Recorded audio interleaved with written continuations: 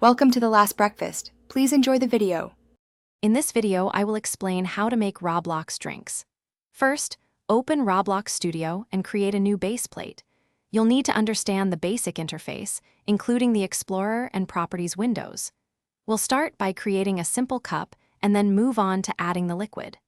This guide will help you craft your own custom beverages with ease, providing a fun and engaging experience for your players. To begin, use the Part tool in Roblox Studio to create a cup or bottle. You can choose a cylinder or block and resize it. Next, use the Material Manager to select a suitable texture, perhaps plastic or glass. Adjust the transparency property to around 0.5 for a clear glass effect. Then, set the color property to your desired container shade. This forms the foundation of your custom beverage. Now, let's add the liquid. Insert another part or wedge inside your cup, sizing it to fit perfectly. This will be your drink. Set its can collide property to false so players can interact without bumping into it.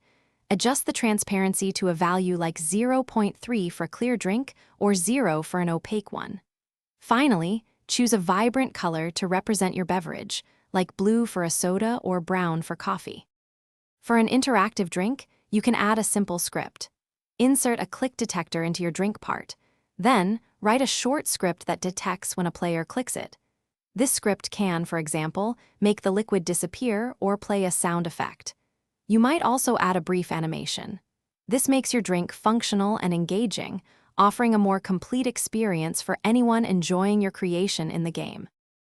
Thanks for watching. If this was helpful, leave a like and consider subscribing. See you next time.